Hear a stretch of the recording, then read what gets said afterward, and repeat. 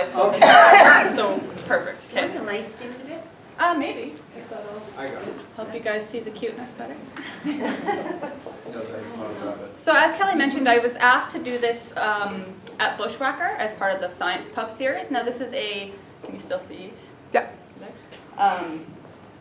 This is an event that's held monthly, that's been going on for about 4 or 5 years, and typically it's one of the researchers from the university or somewhere out in the community that comes and gives a public presentation about their research. So they kind of have to bring it down to a general audience and make it somewhat entertaining. So I've been going to these for a number of years and loved them, was an absolute fan. So when I got asked if I wanted to do one, I absolutely said yes. I jumped at the chance. And then a few days after that, I said, oh man, that means I have to make safety interesting and funny and entertaining to everybody. How on earth am I going to make that happen? And part of the reason we kind of have that perception is that we've heard from people here during our work life that say, you know what, if I get an email with the word safety in the subject line, I just delete it without even reading it, which is kind of depressing if you work in health and safety and you're trying to get a message out to people that you think is important. So this is what I'm thinking of when I'm trying to design my pub talk, is how do I get people to voluntarily come out to a public presentation about safety? So I thought to myself, and I pitched this idea to Darren in the past that said, you know what, everyone opens an email if it says, puppies frolicking in meadow, click here, everyone's going to open that email. But you can't really pitch that idea in a workplace as easily as you can for a pub talk. So I said, okay, I'm going to test this theory out. First question I asked when I got up to the front was, okay, how many of you are here because you think health and safety is really important and you're excited to hear what I have to say? And nobody put up their hand. I think 3 people put up their hand, and I said, and how many of you 3 are lying to me? No, we're just joking. And I said, how many of you are here today because you're excited to see baby animals and what the heck I'm going to talk about? And then everybody puts up their hand. So I think it worked. I made sure to not do a complete bait and switch. There will be baby animals interspersed throughout my talk. So that, I'm not just flat out lying to everybody who was nice enough to come out. You guys didn't have a choice. You're here because you're here anyways, but hopefully you still enjoy it nonetheless. So like I said, safety has a bit of a bad name. We're known as the fun police. Now I want to address this one. I don't know, I think safety is pretty fun. We have lots of fun, and it's not just, the nerds, Tiana and I. The younger generation seems to think that safety is pretty cool as well. So that's the perception, but I think that one's false. We also have the perception of being the people that punish you for things, whatever you do wrong in the workplace. In reality, all we want to do is lower injuries and help prevent catastrophes. But because we don't always have the best safety culture, a lot of times we just end up overwhelmed and buried under a mountain of paperwork. And if you've ever walked past my or Tiana's office, you'll know this is a very accurate representation of what our lives at work look like. And that's because there's this negative perception. And I will fully admit to being one of those people that thought that safety was a bit ridiculous at times. Obviously before I got this job. Now I've bought in and seen the light. But beforehand it's kind of ridiculous sometimes. My main reason for thinking that was all the silly safety warnings you would see. Like those coffee cups that say, caution, hot coffee. Yes, thank you, I'm aware that coffee is hot, but thanks for the heads up. Or when I get ready for work in the morning, and I'm using my flat iron, I see this tag on the flat iron that's about this big, that's essentially telling me not to use this on my eyelashes. And you just think, really? Really? That's awful. Here on campus, none of you will have seen this, because this is in a place none of you really access, but danger, the discharge from the steam vent will melt your face off or rip off your skin. Please stay clear of discharge at all times. Now that's a pretty stern warning, so why would I find this silly? Well, the placement is such that you have to walk in front of the discharge in order to even walk up to the sign and read it. There's no, red line saying, don't go beyond this point, or any alarm saying steam discharge in 5, 4. No, it's just, oh, what does this say? My face is going to melt off, and I don't know where I should stand to prevent that from happening. So when I got my job, I told myself I was not going to be one of those safety people. I'm not making silly warnings for things, especially things that should be obvious.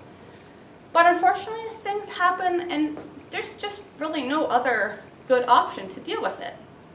Case in point, we had received several reports of used feminine hygiene products being left on the floors of the showers and change rooms. And this unnecessarily exposes people to blood and body fluids. And it's about an 8 or 9 on the ick scale. It's a public use area, so we have no idea who's doing this or why. Really, all we could do is make a sign.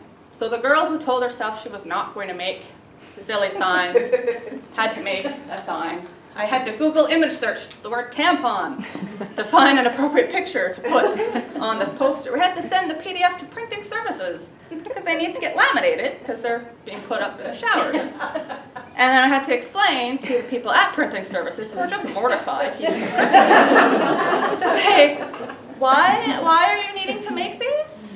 And then Tiana and I had to go around and put them up. So yeah, now I get it. Sometimes we just have no other option.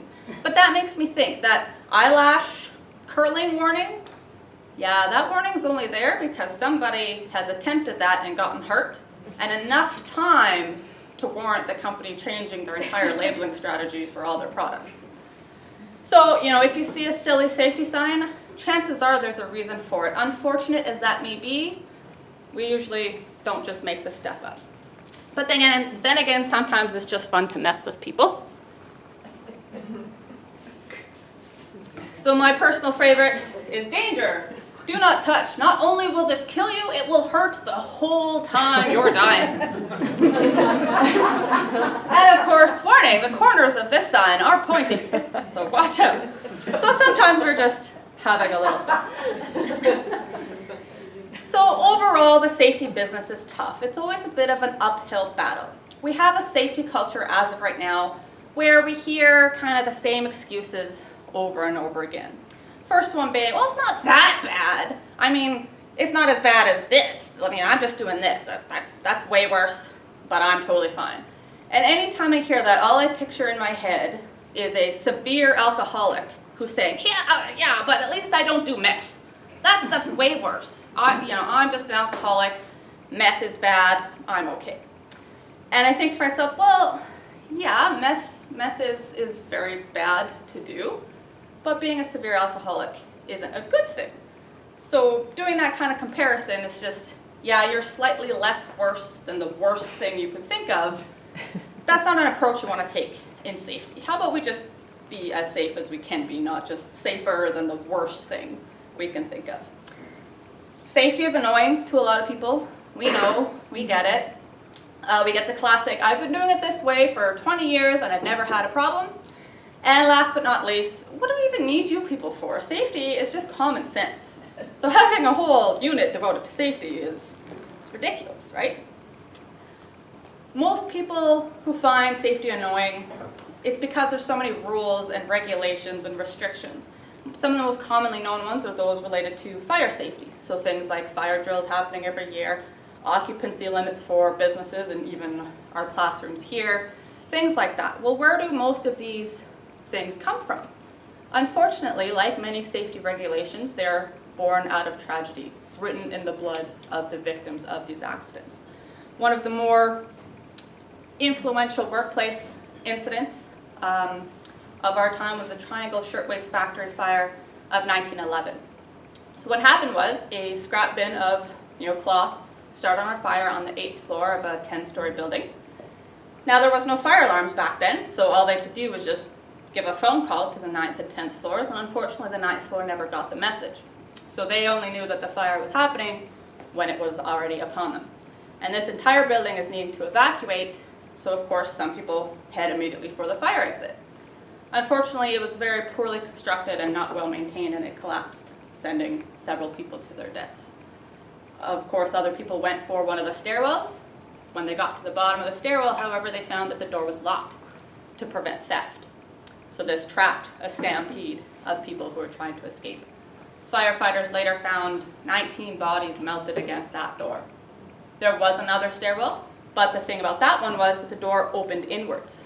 So as a rush of people were trying to escape, they weren't able to open the door. They did eventually manage, but valuable evacuation time was lost. Several people managed to cram onto the elevators, but they were slow and could only hold 10 people. They were only able to make a few trips up and down before they stopped working. The elevator operator later testified as to why he thought they stopped working. It was either because of the heat and the smoke damaged the mechanics, but he seemed to think it was because he could hear bodies hitting the top of the elevator car and blood had dripped down on him. They later found 25 bodies on top of the elevators, and that's very likely why they stopped working. Many people, their only other option was to jump out of the windows. Now, if you're on the 8th or 9th floor of a building, that's obviously not a good idea, but they had no other choice. And firefighters had gotten out life nets to try and catch people, but those only work if you do it one at a time.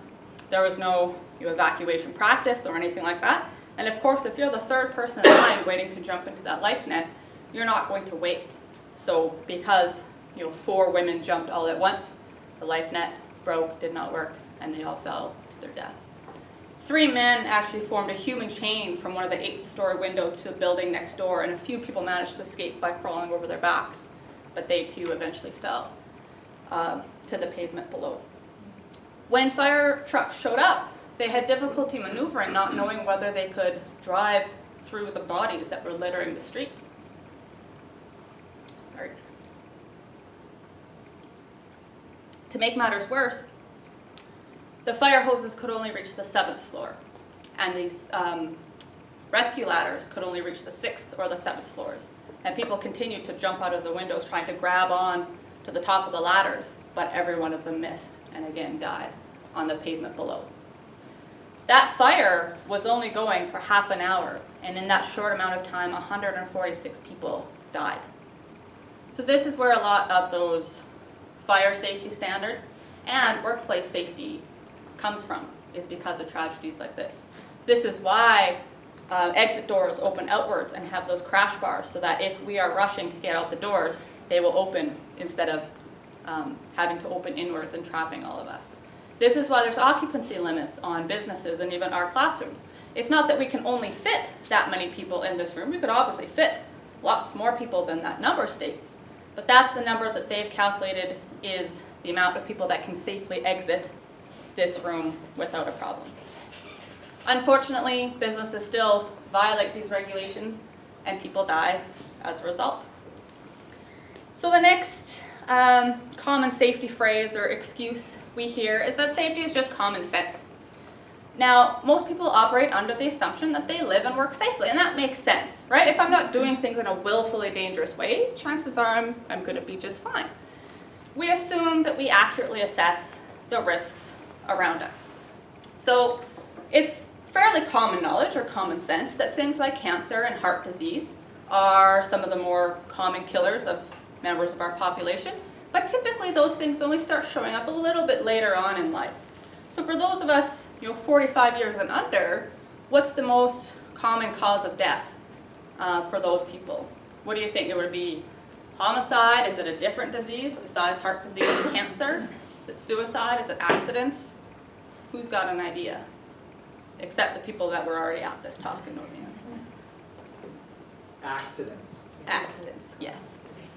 So it's a little small to see, but unintentional injury is the #1 cause of death for those under 45 years of age. And even once we add in cancer and heart disease and everything else, accidents are still 4th overall across all age ranges. And now none of us thinks we're going to die in an accident. So let's look at the common sense and let's test that a little bit. So we're all going to die at some point. We know that, hopefully you know that, that's just a fact.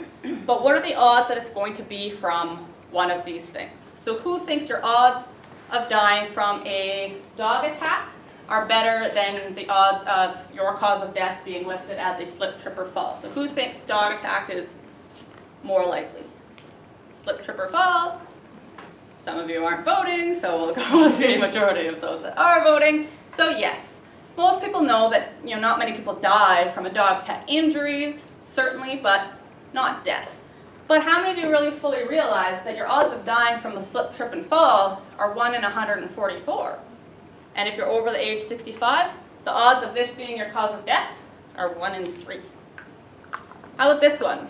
Unintentional poisoning. So this doesn't include all the people that are out to get you and are poisoning you on purpose. This is unintentional poisoning. Or being a pedestrian. So walking around, getting hit by a bus, whatever the case may be. Who thinks unintentional poisoning? Who thinks pedestrian? Yeah. Okay, so pedestrians have it. Unfortunately, you're wrong. Interestingly enough, they both have pretty good odds of killing us, but unintentional poisoning is 1 in 112. Being a pedestrian is 1 in 723. So pretty good odds there, unfortunately. Okay, here's an easy one. Who thinks motor vehicle crash? Oh, you're a little slow there, I was worried. Lightning, anybody think? No? No? Yeah, so obviously you're more likely to die from a motor vehicle accident than you are from being struck by lightning. And your odds there are 1 in 109. Again, pretty good that that's going to be what your cause of death is. So this is, with the exception of the unintentional poisoning one, you all kind of got it right. So we can say that that's, common sense. But let's look at this a little bit closer. None of you, I'm guessing, will say to yourselves, hey, that's a really sweet thunderstorm. I'm going to go find a big open field, get myself a big metal rod, and just stand out there with it above my head and just see what happens. I've done that. You've done that. With the exception of Neil, most people think that this is kind of ridiculous and silly and unsafe. Yeah, we know the odds of this killing us are 1 in 136,000, but are we going to do anything to increase the odds of us dying from that? No, thanks. No, that's not cool. However, most of us drive every single day. Not only that, but we increase our odds of dying from it by driving distracted, while maybe a little drunk, in bad conditions, or you really need to get your brakes fixed, but that probably won't happen for a couple months until your next paycheck rolls in. And we think nothing of it. We're taught right from childhood that you look both ways before you cross the street, which is perfectly reasonable. Use a crosswalk if you can. All that sort of thing, you're taught right from childhood. And rightfully so, your odds of dying from that are 1 in 723. But how many of you read the entire package insert on all medications you take, whether they be over the counter or otherwise? Well, nobody. It's like the terms and conditions on software. Everybody just clicks, I agree. You're not reading that whole thing. Well, no wonder that the odds of dying from this are 1 in 112, because we don't take that time to do that. And keep in mind, this is death from. This isn't, oh, I got a teensy bit of liver damage, or I'm going to need my stomach pumped. This is death from unintentional poisoning. Most people would agree that if there's an aggressive dog who's known to, attack people, that they should be controlled and muzzled in some way to prevent injuries. We know, yeah, you're not likely to die from it, but we still want to prevent injuries, right? Who wants a gash taken out of their leg because a dog attacked them? Well, nobody. So we're going to take steps to control that, and again, rightfully so, that's perfectly reasonable. But I'm willing to bet that every single one of you has done this at some point. Used a chair as a stepladder, and very likely you've used one with wheels. And some of you might have also been wearing heels. Neil does. Certainly. He does this while out in a field in the middle of a thunderstorm with a big metal rod above his head. So he's really asking for trouble. And again, the odds of dying from this are 1 in 144. Odds of dying from it. That doesn't include all the possible injuries that can happen. Who here wants a broken wrist? No? Concussion? Anyone in the market for a concussion? You'll get out of work for a bit. No?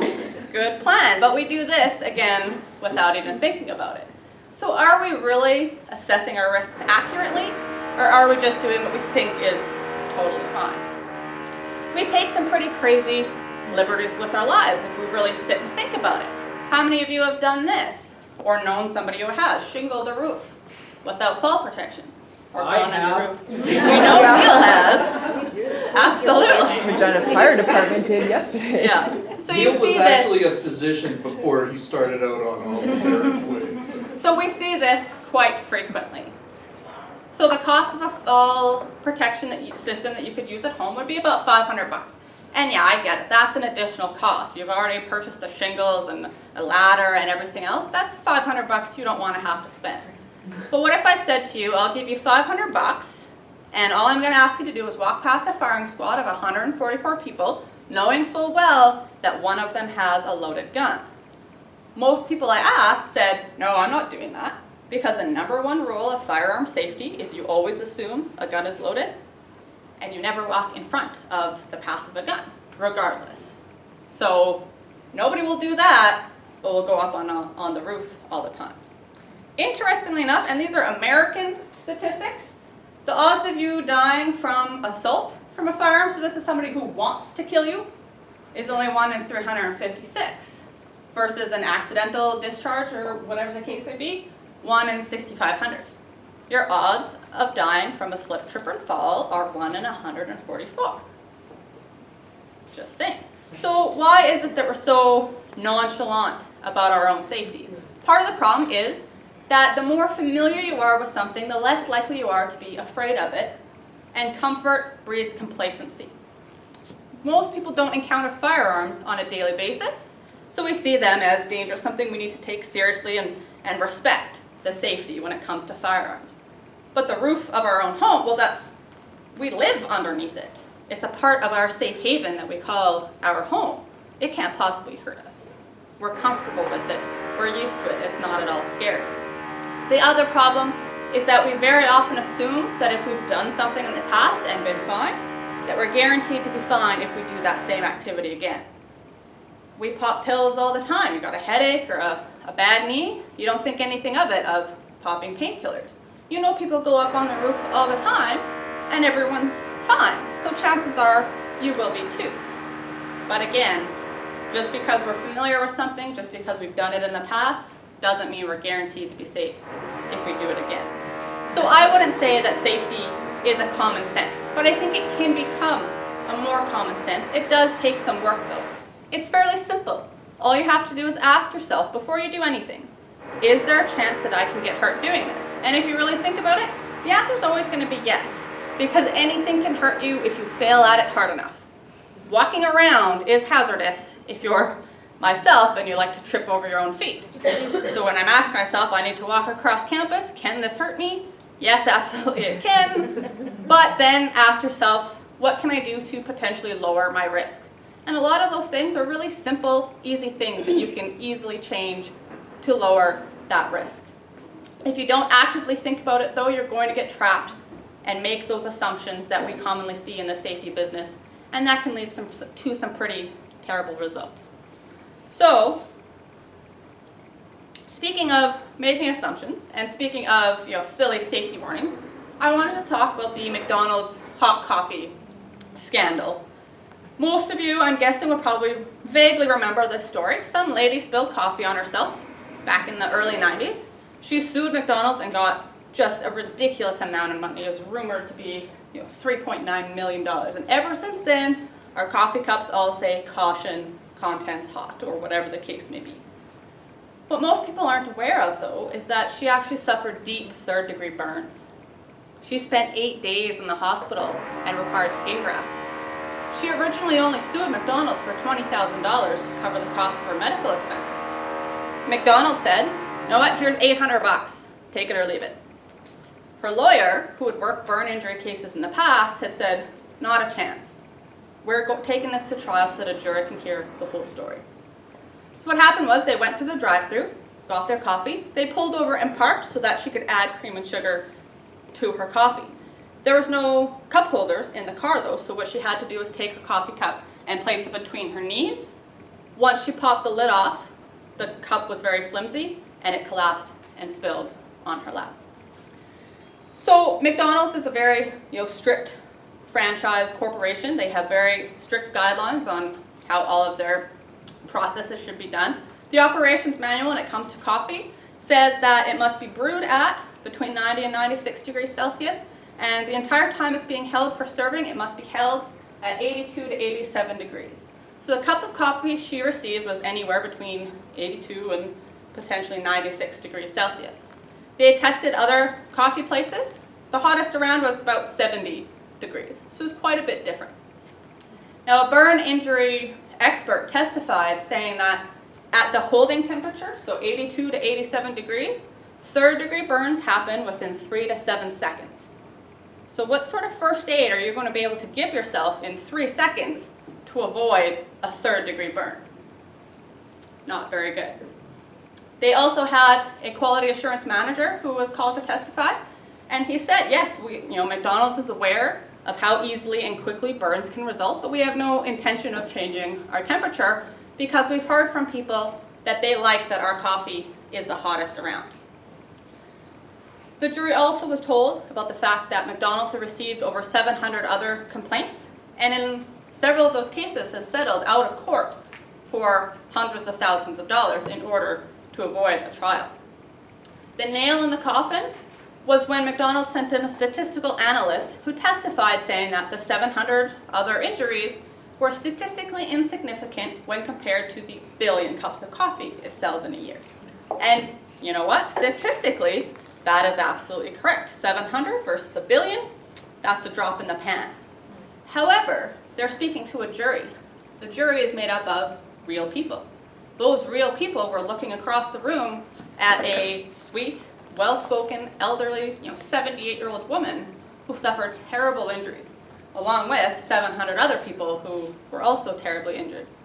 So when you're telling them that people are insignificant, and they themselves are people, thinking about 700 other people, that's not going to go over so well. So it's a reasonable assumption that if we spill hot coffee on ourselves, we're going to get a burn. But it's also reasonable for a company to assume that people are going to spill on themselves sometimes.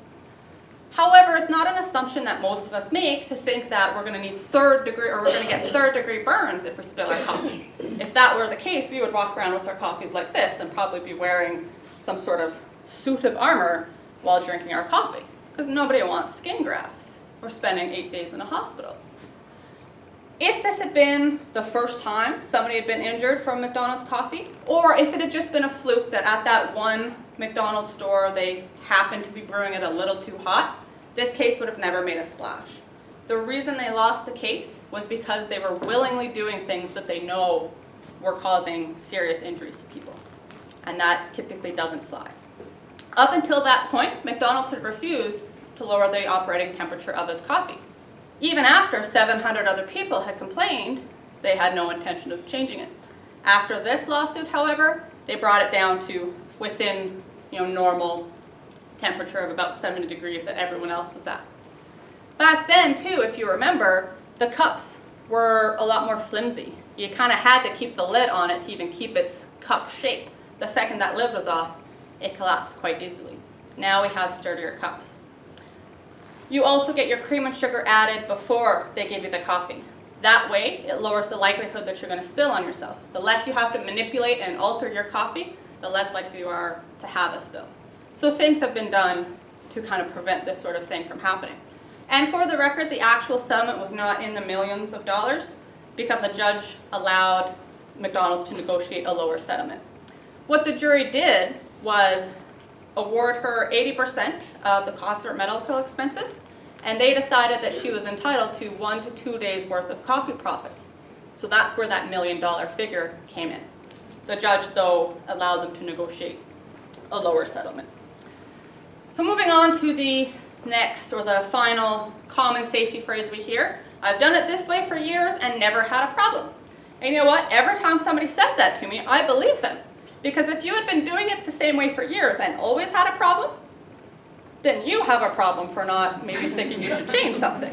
So of course, you've probably been doing it that way for years and never had a problem, but it's still not, that worthy of an excuse, because how many other things would we still do the same way we did back in the day? How many of you would feel comfortable working on the Empire State Building under these kind of conditions? No fall protection, no nothing. You could not pay me enough money. What's that? Is that you? Neil. Oh, Neil. Yes. Neil is absolutely up there. You could not pay me enough money to do this. Even for like 10 minutes, I couldn't do it. So rumors said that hundreds of people died during the construction. But according to official documents, only 5 people died. Only 2 of those were from falls, and actually one of those was listed as a suicide. So theoretically, only 1 person died during this entire construction. Well, it must be safe then if only 1 person out of, how many hundreds or thousands of people worked on it. So would you take those odds today, knowing, the numbers kind of are in your favor? No, you couldn't pay me enough to do it. Not a chance. The year I was born, only 55% of people wore their seatbelts. Nowadays, or at least 2010, the last stats I could find, it's in the high 90s in Saskatchewan. Because most of us know that seatbelts save lives, and it's not overly difficult to do. Like literally, you just, and you're done. You've lowered your odds of dying from a car accident by 40%, just by doing that. Seatbelts have been around since the late 60s, and the law in Saskatchewan came into effect in the late 70s. But still, by the mid-80s, only half of you people were doing this. That speaks to the different culture that we had back then. I remember my grandparents were some of the ones that were not in that 55%, because they were saying, how dare the government tell me what I can and cannot do in my own vehicle? Well, the government's telling you that because lots of people die from car accidents and we're just trying to keep you all safe. But that wasn't the mentality. Nowadays, it's easy, it doesn't cost us anything, it saves lives, so yeah, we do it. We used to bake in the sun and expose ourselves to UV radiation and slather ourselves in oil in order to increase the effects. Now, we have SPF 100. Now, the sun is a very interesting thing. Remember I said that comfort breeds complacency and familiarity means you're not afraid of it? If our radiation safety officer were to bring into today's meeting a bunch of our radioactive sources from our research labs and said, okay, everybody, pass them around, hold them to your face for a bit, and then pass them on, how many of you would think that we're absolutely nuts? Yeah, at least a few of you. The others, I assume that you trust our expertise enough to know that we're not putting you in danger. But that little light bulb in your head is going off saying, psycho, psycho, that's not a good idea. But we could find radioactive sources that would do absolutely no damage to your body or to your skin because they're low enough energy. However, everybody goes out in the sun, nobody thinks that that is radiation spilling upon us. No, the sun is something that helps our plants grow and gives us a nice tan and just feels warm on our face when we leave for work in the morning on the nice summer's day. But a sunburn is a radiation burn. Nobody thinks of that though. It's a radiation burn. And skin cancer sucks. And that's why we have sunscreen now. But of course, back in the day, it wasn't taken nearly as seriously. People used to love playing with that cool stuff that came out of a broken thermometer. And it is pretty cool. Mercury is my favorite element. However, it's actually quite dangerous for you. Just last year, a souvenir bottle of mercury being stored in a garage of a home fell off the shelf, broke. They cleaned up the spill, but little did they know that some of it had seeped under the wall that connected to the home. Once summer rolled around, the heat started to vaporize the mercury, and that makes the mercury vapors in the air. That's when it's really dangerous. It's not so bad for skin contact, but inhalation is very bad when it comes to mercury. All 3 of the children in that home were hospitalized. The mom was quoted as saying, standard mercury levels should be between 1 and 10. Her daughter's was 237. How many of you would let your children or nieces and nephews bumper shine nowadays? Glad you added the nowadays. Nowadays. Some of you might still, I'm sure Neil still does it. I'm just based on his history of the other questions I've asked, I'm guessing. Numbers don't work the same way. I would, but Exactly. So I was talking to my mother about this actually, and funnily enough, she was one of the people that discovered a way to do this a little bit safer. So she would wait until there was a truck with a trailer hitch that goes by so she could use her scarf, whoopsie, to hook onto the trailer hitch. Because she said, yeah, well, that way I was a little bit farther away from the exhaust fumes because they really bothered me. And up until that point, my only thought was children playing in traffic is a bad idea. I didn't even think about the fact that you have young developing lungs right next to the business end of an exhaust pipe. But she had found a way to do it just a little bit safer, so good for you, Mom. I come by my safety, honestly. But then I asked her, what would you do if you saw or heard that I had done this? And she said, oh, if you did that, I would have an absolute cow. I would lose my mind. You'd be grounded for months. There's no way I would let you do this. And yeah, when she spoke about it, she spoke of it fondly. Like, oh yeah, it was fun. You'd grab on and you'd slide, and then sometimes you'd hit some dry pavement and you'd take a spill, and like it was not even a big deal. But with her own children, not a chance. You'd be grounded, you'd never see the light of day, and that's it. So hopefully I've kind of debunked some of those negative thoughts you have about safety, or at least gotten you to think a little bit differently about falling into those traps that we see all the time. So you know what, it doesn't matter how you've done things in the past. How are you going to do things in the future? Just because the way you've done it in the past has worked for you, doesn't mean it's necessarily the best way to do it. With everything, we should always be improving. Why not with our safety as well? Are you making decisions when it comes to your safety based on actual risk or your perceived risk? And this applies to everything in life too, right? Should you be making your decisions based on your assumptions and biases? Or should you be thinking critically, gathering information, and making informed choices? Well, of course that's the best way to go.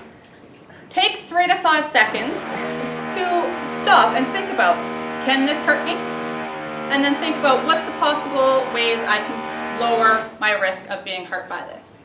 If you don't think about it, you're never going to take that chance to do something more safely. So maybe the next time you need to grab something from a high shelf, instead of grabbing the chair with wheels, at least grab one with stationary legs. Just that little bit better. Better yet though, grab a stepladder. That is literally what they are for. It's for stepping up on to get things off of high shelves. Better yet, be proactive when you're planning your storage in the first place. Don't put heavy things above eye level. Only put things on the top shelf that you use like once a year.